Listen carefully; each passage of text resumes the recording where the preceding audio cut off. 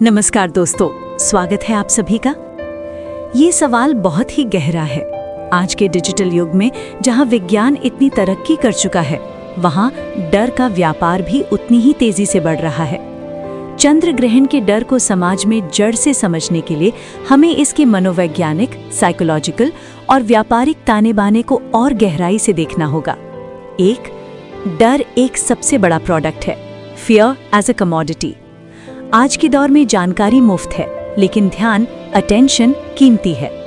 TRP का खेल।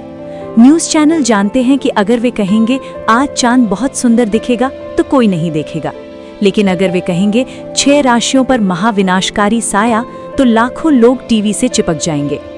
जब इंसान डरता है तो वह सोचने समझने की शक्ति खो देता है। डरा हुआ व्यक्ति आसानी से उपाय और अनुष्ठान के नाम पर पैसे खर्च करने को तैयार हो जाता है। ये एक पूरा इकोसिस्टम है जो ग्रहण के इर्द गिर्द फलता फूलता है। 2. पुष्टि पूर्वाग्रह का सहारा। पढ़े लिखे लोग इसमें इसलिए फंसते हैं क्योंकि हमारा दिमाग पैटर्न ढूंढता है। उदाहरण, मान लीजिए ग्रहण के अगले दिन किसी के साथ कोई छोटी सी दुर्घटना हो गई या सिर दर्द हो गया, वह तुरंत उसे ग्रहण से जोड़ देगा। हाँ, कल ग्रहण था, शायद उसी का असर है।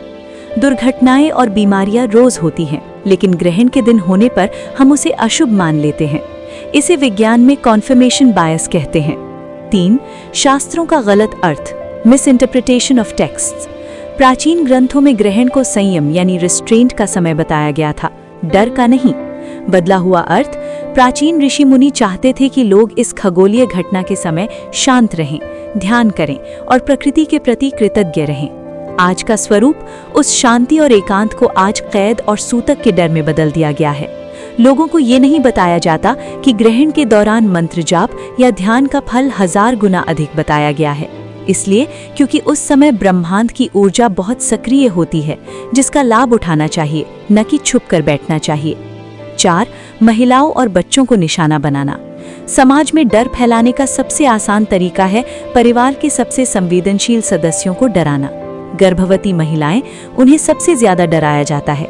इसके पीछे कोई वैज्ञानिक आधार नहीं है, लेकिन एक माँ अपने बच्चे के लिए कोई रिस्क नहीं लेना चाहती, इसलिए वह बिना सवाल किए इन अंधविश्वासों को मान लेती है। ये एक भावनात्मक ब्लैकमेल जैसा है। 5.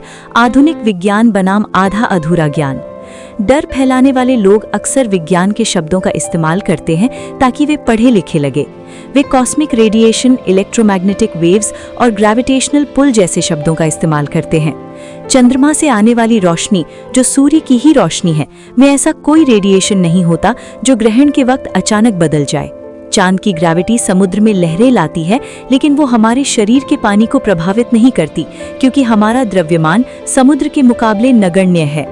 निष्कर्ष, एक जागरूक इंसान क्या करे?